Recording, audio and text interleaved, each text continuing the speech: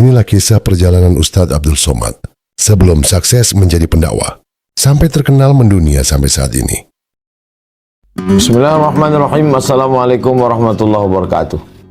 Nah, jangan bayangkan Ustadz Abdul Somad itu balik ke Pekanbaru, dibentangkan karpet merah dari airport sampai ke Panam, disambut dengan tola al-badru alaina, dengan hujan bunga-bunga. Tidak begitu kepulangan saya ke bumi lancang kuning. Macam mana Ustaz balik dulu? Yang pertama, jalinlah silaturahim. Jadi jangan pernah bosan silaturahim. Maka pertama kali saya pulang, saya dibawa oleh Ustadz namanya Firman Surya Putra, kakak kelas saya di Maroko, kakak kelas di Mesir. Dibawanya silaturahim ke Ustadz Mustafa Umar. Ustadz Mustafa membawa saya ke Masjid An-Nur. Kalau beliau ke Malaysia, saya menggantikan beliau subuh Ahad, pengajian subuh di An-Nur. Habis itu silaturahim ke Ustadz Fajriansah. Ustadz Fajriansah membawa saya ke Majelis Ulama Indonesia Provinsi Riau. Habis itu dibawanya saya ke NU, Nahdlatul Ulama, sebagai sekretaris Lembaga Bahsul Masail. Habis itu saya pun silaturahim lagi kepada kawan sahabat kakak kelas namanya Ustadz Adam Malik Indra. Dialah yang mengajak saya untuk mendaftar. Kita kalau di Pekanbaru nih tak bisa langsung ke masjid, kita mesti mendaftar. Kemana kita mendaftar? Ke lembaga-lembaga dakwah. Kami pun datanglah mendaftar. Di tempat itu kami tak diterima. Tak usahlah sebutkan lembaganya, nanti orang itu segan mengundang saya. Tak diterima, kami pun balik. Tanya nanti Ustaz Adam Malik Indra, lembaga apa itu? Akhirnya kami pun pergilah ke kantor di Jalan Sudirman, ada ruko di situ. Udah betutup pintu, udah sore. Memanjat kami dari pintu belakang. Kami masukkanlah map kami, kata pengurus MDI, kalian ini mesti diuji. Tapi karena pengujinya udah pulang semua, kalian kami luluskan aja. Itulah seawal saya masuk. Lalu kemudian 2009 itu pembagian pertama buku MDI di An-Nur. Yang ceramah pembekalannya waktu itu Dr. Muhammad Saifuddin. Saya duduk di samping Ustadz Samsudin Muir. Kata Ustadz Samsudin, kau kalau mau banyak dapat jadwal, dekat-dekat dengan itu. Yang ditunjuknya itu Ustadz Asrori. Kebetulan saya waktu 2009 itu saya tengok di buku itu dapat 11 malam. Kalau kau mau dapat 31 malam, sudah dapat 11 malam. Sore habis asar disurvei dulu di mana jadwal kita nanti malam supaya jangan sampai salah masjid.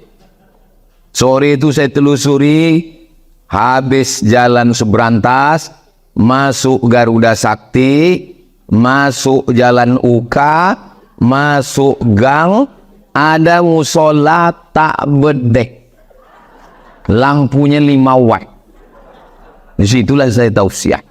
Jadi jangan kalian bayangkan Ustaz Somad itu pulang langsung ke An-Nur. Tidak begitu guys. Ini perjuangan panjang. Orang Pekanbaru mendengar kita dulu, ditengoknya dulu perjuangan kita. Silaturahim dengan kawan saya Dr. Zulfadli di Kementerian Agama.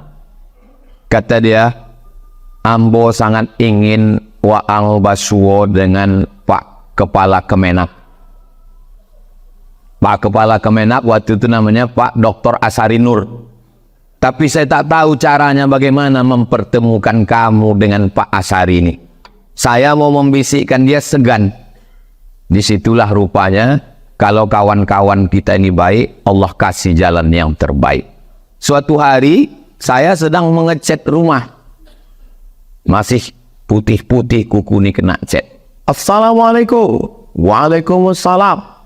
Bisa Ustadz khutbah Jumat hari ini? Yang menelpon Ustadz Zulkifli R. almarhum, Allahumma firlahu. Di mana Buya? Khutbah di An-Nur. Ayo insya Allah langsung dari Panam ke An-Nur. Sampai di An-Nur saya tengok polisi tentara berbaris. Dalam hati ambo, kok begini mereka menyambut saya? Rupanya hari itu pas jadwal Menhukham datang, Menteri Hukum dan HAM. Khotib yang jadwal hari itu tak bisa datang. Datang Pak Zulkifli R, ditelepon saya. Kata pengurus Masjid An-Nur, waktu saya datang, berbisik dia ke Pak Zulkifli R. Bisa.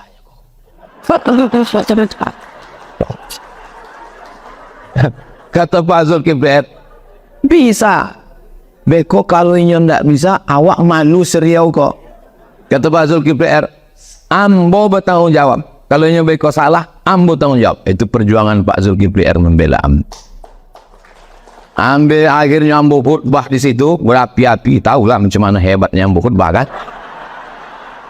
Sesudah selesai khutbah itu turun ke bawah, datanglah Pak Asari Nur itu menjumpai. Dari mana? Sudah lama pulang. Sudah Pak, nanti datang ke Kemenak ya. Nah, itulah awal ambo ceramah di kantor Kementerian Agama. Setelah beliau Kemenak, akhirnya masuklah ambo dalam safari Ramadan. Ceramahlah di Masjid Ar-Rahman. Pak Kepala PU sudah ditelepon bolak-balik. Ustadz di mana? Ustadz di mana? Rupanya mereka dapat informasi Ustadz Somad ini cirinya orangnya kurus, bajunya putih. Malam tuh saya pakai jaket hitam. Padahal ambo duduk di situ. Telepon Ustadz di mana? Ambo dari tadi di situ Pak. Nah, ceramahlah saya safari Ramadan malam 17 Ramadan Lailatul Qadar dengan Bapak Herman Abdullah, Allahumma firlahu warhamu. Live acara RRI. Selesai tausiah, semua tamu utama dipersilakan makan di kantor bawah, kantor MUI. Disitulah ambo semeja dengan Buya Tarmizi Muhammad. Jadi kalau ada orang mengatakan apa maksud Buya, beliau ini memang dari dulu, dari ambo awal sampai 2009 memang beliau sudah perhatian ke saya. Beliau meminta saya untuk terus berdakwah, menyampaikan tausiah. Ambo sabi, ambo memang lah terdaftar di MDI Buya. Oh, jadi sampai hari ini silaturahim jangan pernah rusak. Lalu kemudian di UIN ambo sebagai diangkat sekretaris Ustadz Mashuri Umar, namanya LPM, Lembaga Penjamin Mutu. Beliau ketua, saya sekretaris. Ketua kami di tingkat rektorat itu adalah Profesor Dr. Akbarizan. Bos sawah. Sampai hari ini silaturahim tetap baik. Lalu kemudian saya pun lulus CPNS. Dari CPNS menjadi PNS itu mesti di briefing dulu, namanya LPJ. LPJ sekian puluh jam yang membekali kami jangan korupsi, jangan sampai makan waktu, jangan tidak disiplin. Itu namanya Ustadz Suhardi itu. Itu yang membekali kami. Lalu kemudian saya diberi jadwal sebulan satu kali untuk menghadiri majelis zikir keliling Pekanbaru. Yang punya majelis zikir itu namanya Abi Edi Azhar. Nah, lalu kemudian pula waktu di UIN Fakultas Usuluddin itu, wakil dekan 1 tempat kami melapor yang menandatangani ini dosen berakhlak atau tidak, itu namanya Dr. Khairun Nas Jamal. Ini yang baca Quran tuh. Sampai hari ini hubungan saya ini tetap baik. Jadi kalau dikatakan bahwa gelar ini ada nepotismenya, ada sedikit-sedikit. Itu karena hubungan kita baik. Emak saya berangkat umroh. Balik berangkat umroh, apa kata dia cerita? yang membimbing aku umroh tuh bukan main hebat, Mat. Kalau bisa kau berceramah macam itulah. Siapa namanya, Mak? Ustadz Jurnalis. Itulah ada Ustadz Jurnalis. Nah, kalau bisa kau macam itu, kata mak saya. Sampai dia meninggal, belum lagi diakuinya saya hebat.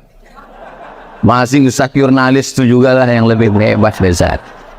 Itulah sampai hari. Jadi sampai hari ini saya tetap menyambung silaturahim. Makanya di MDI jadwal saya 1 Ramadan sehari pembekalan pagi untuk bekal malam Ramadan. Diundanglah untuk ibu-ibu. Majelis ibu-ibu di Pekanbaru ini yang paling ramai, Badan Kontak Majelis Taklim BKMT. Ketuanya Ibu Nur Hasanah. Itulah Ibu. Sampai hari ini. Jadi jangan pernah rusak hubungan silaturahim. Ini kadang baru 2-3 tompek jadwal pagi, siang, malam dah putus silaturahim. Jangan pernah putuskan hubungan silaturahim. Oh, Ustaz Somad itu sibuk, silaturahimnya putus. Tidak. Dengan MDI Ramadan saya ada jadwal di sini. Pagi pembekalan hari Jumat tetap ada. Tanya sama Ustaz Asrori. Di sepanjang jalan dekat rumah saya 2 masjid, 2 musola. Subuh Rabu saya tetap membacakan Riyadus Shalihin. Habis sholat subuh baca Riyadus Shalihin sampai 6.10. Tanya jawab sampai 6.40. Habis itu sholat sunat Isyraq. Habis itu makan lontong atau bubur kacang hijau kalau waduh. Kalau tidak balik mengangguk. Nah, adapun untuk ibu-ibu dekat rumah tempat saya, sore Jumat yang mengasih materi Jumat pertama ba'da asar Ustadz Dr. Zul Ikrami, Jumat kedua Abdul Somad, Jumat ketiga Ustadz Dr. Hanafi, Jumat keempat Ustadz Al-Nob Dinar, Ketua Yayasan Tabung Wakaf Umat. Ustadz, kenapa tak pernah ceramah lagi di Pekanbaru? Di Pekanbaru saya khususkan 5 titik dalam sebulan. Pagi Jumat, khutbah Jumat, sore Jumat, malam Sabtu, Sabtu subuh. Mendaftar ke Ustadz Al-Nob Dinar. Jadi kalau ada orang mengatakan, Ustadz Somad tidak pernah lagi ceramah di Riau, inyo nandak tibu. Datanglah orang menjumpai saya di Rimbo Panjang. Ustadz, janganlah ceramah hanya di tempat jauh aja, di sana di sini. Buatlah pengajian di Rimbo Panjang. Kami sudah mengkaji Riyadus Shalihin ini 2 tahun. Wah, engkau tidak pernah tibu. Malu suang. Jangan tinggalkan. Jangan milah-milih ceramah. Itu musola Bapak Kaligrafer Nasional Internasional. Jalan Sembilang. Musola Haji Muktamar. Itu saya punya jadwal tetap dulu. Musola yang ada di Jalan Sukakarya. Banyak musola. Karena saya tidak memilah-milih. Musola saya isi. Tapi rupanya rambut sama hitam, isi kepala macam-macam. Menurut saya, mengisi musola ini bagus. Rupanya datanglah selentingan ke telinga saya. Abdul Somad itu kalau bisa musolanya lah diisinya jualai. Nyoko sodonya diambil. Dari ikan paus sampai ikan pantau. Lalu ambo temono. Padahal maksud ambo, memang ambo dari dulu tidak milah-milih. Rupanya lain pandangan kawan-kawan. Nah, sesudah itulah ikan-ikan pantau ambo lopeng. Jadi jangan memilih ceramah. Adapun ceramah di seluruh Indonesia, Malaysia, dan Brunei, ambo hanya datang sekali saja setahun. Sumatera Barat sekali setahun. Dirapatkan, dipadatkan jadi 4. Jadi dimanapun orang mengundang dari Bukit Tinggi sampai ke Painan, sampai ke Padang Laweh, itu semuanya adalah 4 hari dipadatkan. Berangkat hari Jumat, Sabtu, Ahad, Senin pulang. Tak boleh lebih dari 3 malam. Kalau lebih dikhawatirkan sudah buka cabang.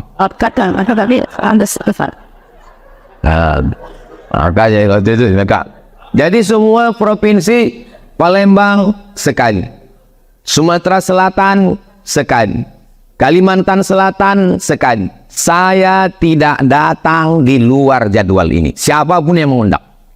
Nah, jadi kemarin waktu saya ceramah di At-Taqwa Bekasi, datanglah bapak-bapak. Ustaz, bisa ceramah ke sana? Mohon maaf Pak, saya datang ke situ hanya 4 hari dalam setahun. Oh, ini yang undang gubernur Pak Ustaz. Mohon maaf Pak, saya di luar itu tak datang. Nanti gubernur ini bisa datang ke rumah Ustaz. Ikulah 3 kali awak tahu kan memancing buangnya awak kan. Perlu Bapak tahu ya. Perlu Bapak tahu. Pak JK mengundang saya hari ulang tahun 15 Mei. Ulang tahun yang ke-80. Saya bilang saya tidak bisa datang di luar tanggal yang sudah saya tetapkan. Tapi setelah itu waktu di Jakarta saya jumpa, mohon maaf Pak JK, saya memang sudah mendidik kawan-kawan, tim saya tidak datang di luar itu. Bukan saya angkuh, bukan saya sombong. Saya mohon maaf Pak, saya maklum Pak Ustadz. Anak Pak Anies Baswedan nikah, saya tak datang. Tapi pas jadwal Jakarta saya datang. Mohon maaf Pak, waktu anak gadis itu nikah saya tak bisa datang. Karena saya tak bisa datang di luar itu. Waktu jumpa kemarin dengan Perdana Menteri Malaysia, Pak Anwar Ibrahim. Kenapa menjemput Ustadz ini susah? Betul. Kata saya yang amat berhormat, Datuk Sri, saya ke Malaysia ini hanya 4 hari. Di luar itu mohon maaf saya tak datang. Tapi nanti saat 4 hari jadwal saya akan datang. Oh, kami paham Ustaz. Orang paham kalau kita kasih tahu. 18 Februari Ustaz diundang ke Brunei Darussalam oleh Sultan. Saya bilang 10 jari saya angkat 11 sama kepala. Bukan saya angkuh, bukan sombong. Sampaikan ke yang mulia. Saya tak bisa datang di luar tanggal yang sudah saya tetapkan. Saya mesti konsisten dengan diri saya sendiri. Tapi saya tak menyalahkan Ustadz yang pakai kaedah al-muhafazatu alal qadimis salih wal afzu bil jadidil aslah. Itu tidak salah. Saya sedang bercerita ke adik-adik saya bahwa itu yang saya pakai selama ini. Hah? Yang senyum paham ya. Saya tak menyalahkan itu. Saya tidak sedang mengkritik orang. Saya sedang menyampaikan apa yang saya lakukan selama ini. Berdakwah ini wajib. Ceramah ini wajib. Viral itu nasib. Jadi masalah viral ini tak usah kita cari. Saya kalau hari ini diminta, Ustadz tolong kasih metode dakwah yang baik, public speaking. Belum pernah sekalipun saya mengasih public speaking. Karena saya tak ada ilmunya. Saya tak pernah belajar. Dulu pernah waktu di IAIN tahun 96 saya masuk. Memang ada waktu itu mata pelajaran public speaking. Itu pun sekali saya jumpa dengan Ustadz Bukhari Dahlan. Buya Bukhari Dahlan, Allah maafin lahu. Dia ajarkannya kan. Kalian kalau mau public speaking, dari salam itu sudah berkesan. Dari kanan dulu. Assalamualaikum warahmatullahi wabarakatuh. Tapi aku tidak bisa. Tidak bisa mau pakai. Ilmunya tidak ada. Nah, itu. Sampai sekarang kalau diminta orang mana kartu nama. Tidak ada. Tidak pernah membuat kartu nama. Selagi orang mengundang, orang sudah berkumpul datang, ceramahlah. Nanti sampai masanya kita berceramah, orang tak mau mendengar. Atau masanya orang ramai, kita tak sanggup lagi. Selama masih ada suara, selama masih sanggup berjalan, tak bisa berdiri, duduk. Tak bisa berduduk. Apa ya juga memang kalau tak duduk ceramah. Ini. Jadi tentang masalah ini. Adapun kita punya prinsip-prinsip, kita orang Melayu Riau. Di mana bumi dipijak, di situ langit dijunjung. Di mana jantan bertanja, di situ perempuan bertuduh. Sekali dayung, 2-3 pulau terlampaui. Takkan Melayu hilang di bumi. Jadi kalau kita udah punya prinsip itu, prinsip kita tak bisa dibeli orang, tak bisa ditawar-tawar orang. Ridwan nas ghayatul la tudrak. Kalau kita mau mencari senang orang, maka sesuatu yang tak mungkin kita dapatkan. Musuh-musuh kita tak usah kita urus. Apa kata Allah? Inna a'tainakal kautsar. Aku yang mengasihi, bukan atasanmu, bukan jamaahmu, bukan orang kaya, bukan pejabat. Inna a'tainakal kautsar. Membalas nikmat Allah itu cukup dengan dua. Fasalli li rabbika wanhar. Cuma dua yang diminta Allah. Pertama ibadah badan, sholli. Yang kedua ibadah harta, wanhar. Mestinya ayat yang ketiga itu bunyinya fasalli, salatlah, wanhar, berkurbanlah, wa'fu a'da'aka. Begitu mestinya bunyi ayat itu. Tapi bunyi ayat ketiga itu lain. Inna syani'aka, tidak sinkron. Aku memberi engkau nikmat, balaslah nikmatku dengan salat dan berkurban. Mestinya musuhmu maafkanlah. Tak begitu bunyi ayat yang berikut itu. Musuhmu biar aku yang mengurus. Dibiarkan tanda tangan untuk izin cuti S3 itu sebulan tak ditandatangan. Datang saya sekali lagi minta tanda tangan mengemis, sebulan lagi tidak juga ditandatangan. Datang saya menunggu jam 7 malam, jam 10 duduk di lantai tak pakai di atas keramik. Baru akhirnya ditandatangan. Begitu terjadi situasi politik, kalau mau diurut-urut, saya sebenarnya menang. Karena saya tidak ada mengajak orang. Saya hanya duduk, dipoto, dan kalimat saya, kalau Bapak jadi presiden, bersikap adil dan amanahlah, dan jangan undang saya. Tak ada mengajak orang. Dan bukan di channel saya, di TV nasional. Maka kalau dibawa pun ke pengadilan, saya menang. Tapi saya tak ada kekuasaan. Akhirnya 4 kali panggil komite ASN, 4 surat. Akhirnya saya mengundurkan diri. Apa yang terjadi? Inna syani'aka huwal abtar. Masuk juga akhirnya ke sialang bungku. Apa pesan saya? Kalau masuk nanti ke sialang bungku, kasih tahu cepat-cepat. Aku khutbah Jumat pertama nanti di situ. Akhirnya saya datang ke sialang bungku. Dari mulai pintu gerbang sampai ke tempat imam, semua memeluk dan mencium saya. Sampai ke orang yang menghina saya itu, ujung jari saya aja saya kasih sikit. Saya khutbah dengan suara melenggang sampai ke langit ketujuh. Dia menunduk ke bawah. Inna syani'aka huwal abtar. Musuhmu tak usah kau pikirkan. Pikiranmu bersih, hatimu suci, terlalu kotor untuk memikirkan musuh-musuh.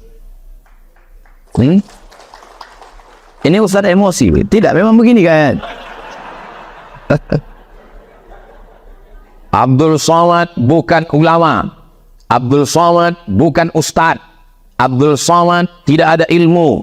Dibicarakan seluruh camat-camat dan kades-kades Seriau. Meleleh mata air kades dan camat mengadu. Kami sedih Ustaz, kami dingin. Apa balasan Allah Subhanahu wa taala? Hari berganti, musim berubah. Ternyata lama-lama baru sadar, rupanya baru 1 periode. Berarti masih ada 5 tahun lagi. Berarti perlu mendekati Abdul Somad. Dikirim utusan. Abdul Somad diminta tablik akbar menyambut 1 Muharram. Apa jawab saya? Masih ada sahabat saya 1000 orang di MDI dan 600 orang di IKWI. Nah, jangan tepuk tangan, saya makin semangat nanti nih. Dikirim lagi utusan.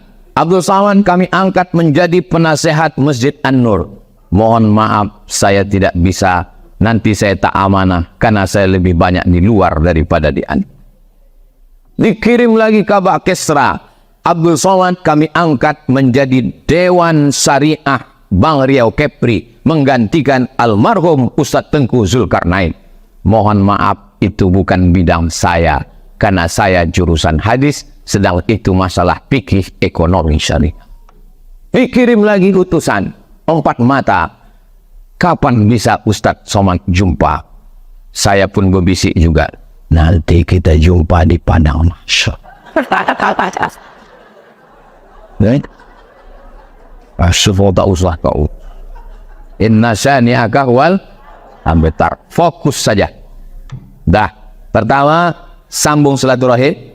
Yang kedua, musuhmu tak usah kau pikirkan, serahkan sama Allah. Yang terakhir, yang ketiga, bagaimana mimpi kita ke depan sebagai dai MDI. Saya mau beberapa masjid yang saya datang, oh ini mahasiswa saya dulu. Betul Ustaz, saya mahasiswa Ustaz dulu di Usuluddin. Sekarang saya imam di sini, rumah saya di sini. Rupanya udah selesai, udah punya anak, tetap imam di situ. Malam mengajar ngaji. Saya terpikir, kalau bisa setiap masjid ada sekolahnya, ada TK-nya, ada SD-nya, ada SMP-nya, ada SMA-nya. Tidak lagi ada guru pengurus masjid, ketua masjid hari Jumat dengan bangganya, masjid kita alhamdulillah uang yang tersimpan 200 juta. Tak perlu. Yang penting bangun terus, bangun kelas. Maka imam yang tadi mengajar mengaji, dia bisa mengajar TK, mengajar SD. Berapa anak SD di Pekanbaru? Kalau salah, mohon luruskan Pak Wali. Jumlah anak SD di Pekanbaru 76.000. Berapa yang tertampung sekolah Islam? Berapa jumlah anak SMP di Pekanbaru? Jumlah anak SMP 30.000 orang. Berapa yang tertampung di pondok pesantren? Kita hitung sama-sama. Pesantren Al-Munawwarah, pesantren Babus Salam, pesantren Darul Hikmah, pesantren Al-Kausar, pesantren yang besar-besar 10. Kalau satu pesantren itu menerima 1.000, yang terselamatkan baru 10.000. Masih ada 25.000 anak yang belum tersentuh. Itulah yang dikhawatirkan, cabut, ngelem, LGBT, dan lain-lain. Tidak selesai dengan ceramah, tidak selesai dengan tausiah. Saya mau ke depan MDI tidak hanya ustadznya khutbah, tapi kita mengelola sekolah di setiap masjid. Kira-kira setuju tak setuju? Dari mana uangnya?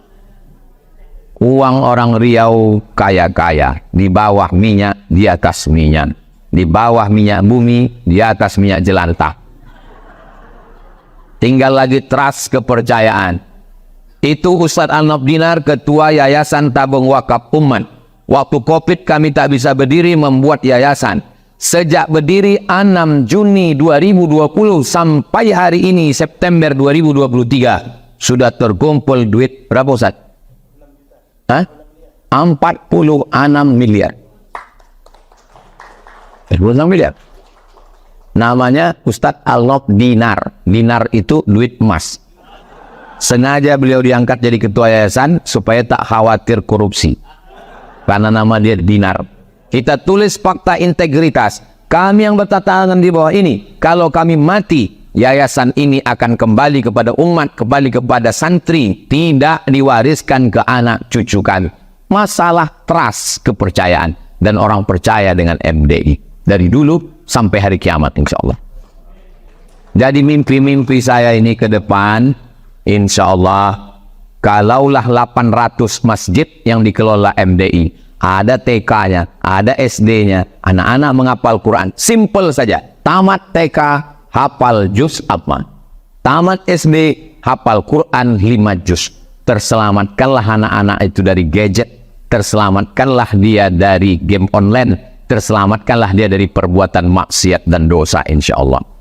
Jadi saya sebagai anggota MDI mengucapkan banyak-banyak terima kasih kepada Al-Mukarram Bapak Ayahanda Dr. Andus Haji Tarmizi Muhammad beserta seluruh pengurus yang tak dapat saya sebutkan satu persatu, yang besar tak dihimbau gelar, yang kecil tak dapat disebut nama. Insya Allah MDI ini menjadi wadahnya para da'i di bumi Lancangkure. MDI yang terbesar, MDI yang terhebat, MDI yang termantap insya Allah. Kenapa Ustadz berani mengatakan gitu? Ketua IKMI udah pulang.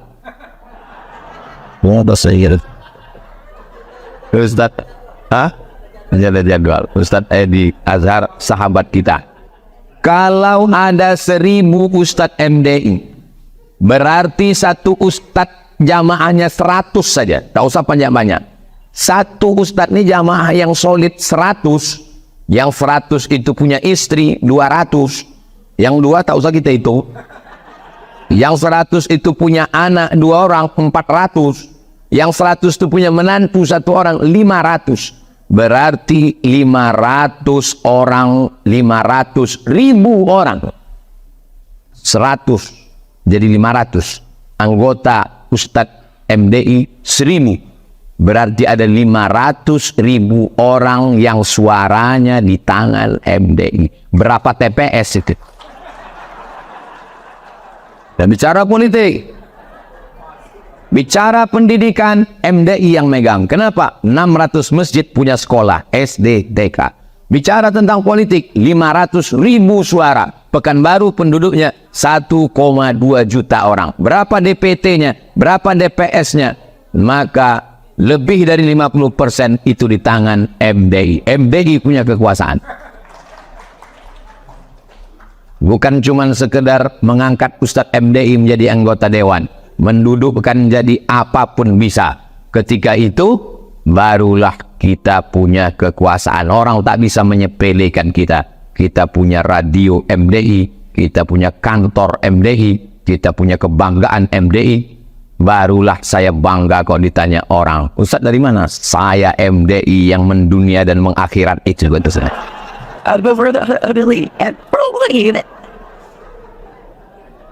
Saya didudukkan 4 mata. Ustadz Somad, saya kasih rumah, saya kasih mobil, saya angkat jadi pensarah dosen. Ini rumah, ini mobil, Ustadz jadi pensarah di sini, nikah sama orang sini. Jangan balik ke Riau. Lama saya menunggu. Kalau aku tinggal di situ, berarti perjalananku cuman masjid, rumah, kampus, masjid, rumah, kampus, masjid, rumah, kampus, mati. Terbayanglah saya orang Talang memegang ujung kaki saya menangis. Buatkan anak kami sekolah, Ustaz. Kecau dalam pikiran saya. Akhirnya saya bilang, saya tetap akan datang kemari setahun sekali untuk mengisi tausiah dan kuliah umum. Tapi kalau untuk tinggal di sini, saya mohon maaf. Maka program saya dalam setahun tetap masuk ke suku Talang, ke suku Akit, ke suku Anak Dalam, ke Bagan Benio. Dari Pekanbaru ke Duri, dari Duri ke Bagan Benio, dari Duri sampai ke rantau Tasik Serai, dari Tasik Serai mau nyebrang lagi masuk ke dalam, tak ada sekolah. Datang pertama kami survei, datang kedua kami resmikan asrama dan rumah guru. Guru digaji 2,5 juta sebulan. Sekarang sudah berjalan. Nanti datang yang ketiga kali, kami akan meresmikan apa Ustaz? Asrama dan ruang pertemuan. Kemarin kelas dan ruang guru. Ada kepuasan batin yang luar biasa. Saya ingin di hari tua saya, andai saya tak bisa ceramah lagi, tak bisa tausiah, tak menggelegar lagi suara, tegak tak bisa berdiri lama, saya ingin di hari tua jangan sampai sunyi di tengah keramaian. Saya tetap mau mengaji kepada anak-anak. Alhamdulillah, untuk anak-anak habis maghrib ke Isya mengaji gratis di Jalan Kamboja. Untuk pengajian ibu-ibu sore tak ada pakai iuran, tak ada pakai seragam, silakan aja datang. Yang penting kalian mau mengaji. Ibu yang udah pakai seragam jangan berkecil hati, bagus. Bukan saya menyindir, tidak. Tapi di tepi-tepi Pekanbaru saja banyak dia tak mau mengaji karena malu tak punya seragam. Saya bilang kalian jangan sampai tak mengaji karena tak punya seragam. Jangan sampai tak mengaji karena takut iuran. Di tempat saya ini tak ada iuran, tak ada seragam. Yang penting kalian datang mengaji. Macam merawat pokok kayu. Dari akarnya, batangnya sampai pucuknya. Pucuknya anak-anak. Maghrib mengaji. TK, SD. Alhamdulillah ayahanda Dr. Andus Haji Tarmizi Muhammad sudah menjenguk kami, menengok kami ke sana. Tidak ada berhentinya kita melaksanakan ini. Semalam datang Ustadz kita, murid saya waktu di UIN dulu, saya bilang, buatlah sekolah. Berawal dari rumah Quran. Senang sekali kita ada support dari Pak Wali rumah Quran. Dari rumah Quran aja dulu. Nanti meningkat menjadi TK Quran. Habis itu naik menjadi SD Quran. Habis itu menjadi SMP Quran. Mengaji ini tetap. tausiah tablik akbar tetap, tapi juga yang menjaga gawang di rumah tetap ada. Itulah yang dapat saya sampaikan pada kesempatan yang baik dan mulia ini. Mohon maaf atas segala kesilapan dan kekilapan. Saya tidak menggurui guru-guru saya, orang-orang tua saya. Saya hanya sedang bercerita kepada adik-adik saya yang baru bergabung ke MDI. Mudah-mudahan mengambil iktibar dan pelajaran. Saya dipesankan di akhir majelis untuk membacakan doa. Doa ini makbul bukan karena saya, tapi doa ini karena kita semua. Ad-da'i yang berdoa, wal mu'ammin dan yang mengaminkan, fil ajri sawa, balasannya sama di hadapan Allah Subhanahu wa taala. Mudah-mudahan Allah memberikan kesehatan kepada seluruh para dai MDI dan dai-dai yang lain. Kita dijadikan sebagai suluk di tengah gelapnya dunia akhir zaman. Diberikan kita istiqomah iman dan Islam. Ala hadhihi niyah wa kulli niyatin salihah. Al-Fatihah.